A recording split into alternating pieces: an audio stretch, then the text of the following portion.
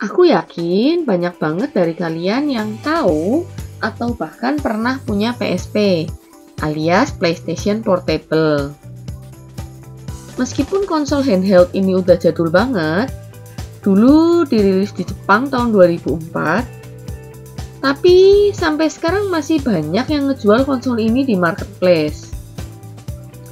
Dari situ bisa ketahuan ya, kalau masih banyak pecinta game-game PSP, bahkan setelah hampir 20 tahun dirilis.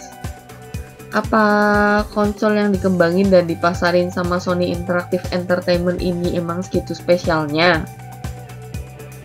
Tapi di video kali ini aku nggak mau bahas tentang konsolnya. Aku mau bahas pengalaman main PSP di Android. Kenapa di Android?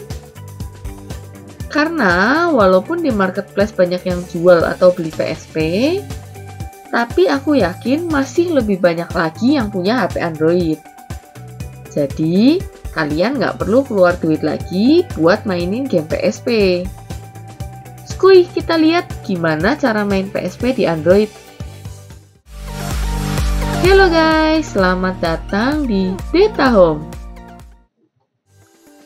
Di video ini, aku pakai PPSSPP, salah satu emulator PSP di Android. Emulator PPSSPP ini tersedia di banyak platform. Bisa kalian lihat di webnya. PPSSPP ini bisa untuk Android, Windows, Linux, iOS, sama macOS. Lengkap banget ya. Untuk emulator PSP di Android sendiri, masih ada alternatif lain kayak Rapid PSP Emulator. Cuma untuk review di Play Store-nya kurang bagus. Terus ada lagi PSP Emulator Pro. Tapi yang ini nggak ada di Play Store.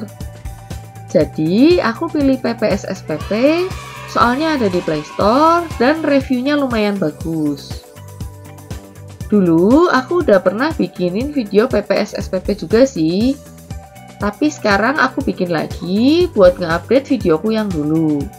Soalnya PPSSPP sendiri juga ada update. Di Play Store, kalian bisa nemuin dua versi PPSSPP. Yang logonya biru, free, sama yang logonya gold, berbayar. Terus, bedanya apa, Kak? Yang free pasti banyak kurangnya deh. Eits, nggak ada bedanya kok. Seenggaknya pas video ini dibuat, di PPSSPP Gold versi 1.15.4, 19.000 yang kita bayar itu cuma buat nunjukin dukungan kita ke yang bikin aplikasinya. Jadi, selain warna ikonnya, nggak ada perbedaan lain di fungsinya. Aku sih rela banget kasih dukungan buat developer yang baik gini.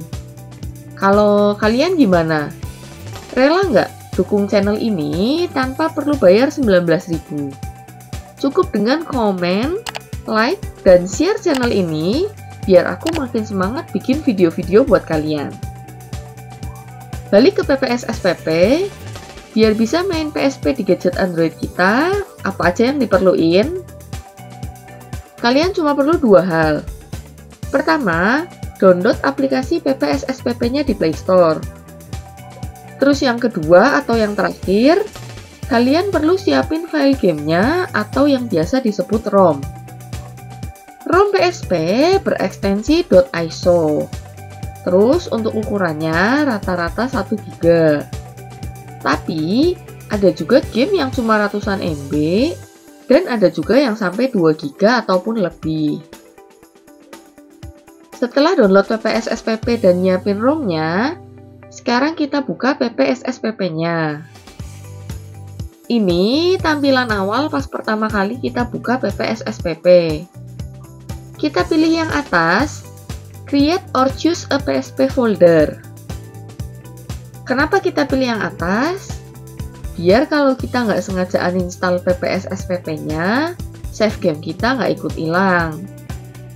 Atau misal kalian udah main di PPSSPP Blue, terus mau pindah ke Gold, save data kalian juga bisa ikut ke bawah. Kalau udah, pilih OK. Kalian pilih tempat nyimpen file PPSSPP-nya.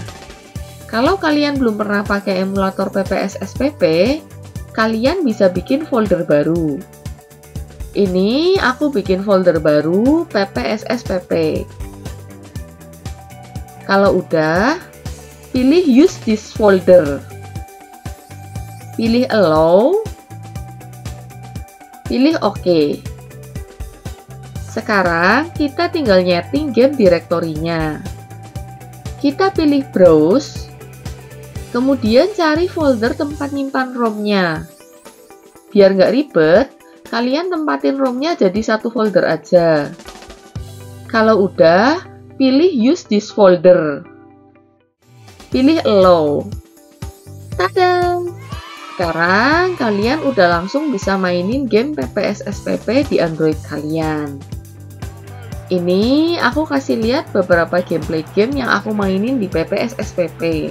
Yaya Toure, Silva, Aguero.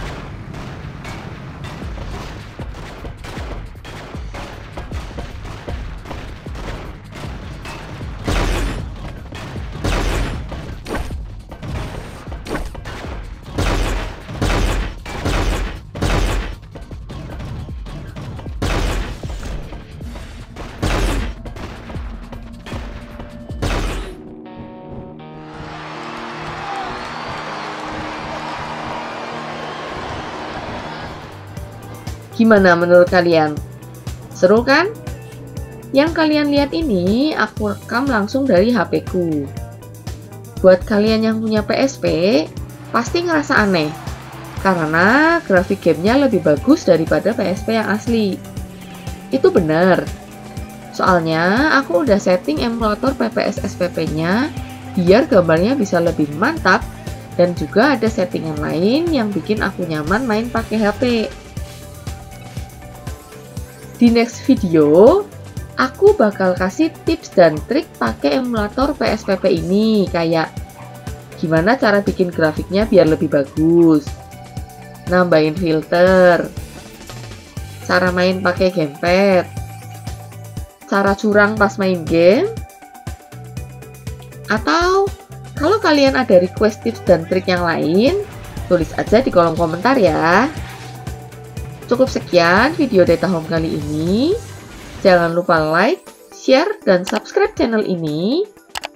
Terima kasih buat kalian yang udah nonton sampai habis. Dan sampai jumpa lagi di video selanjutnya. Bye-bye!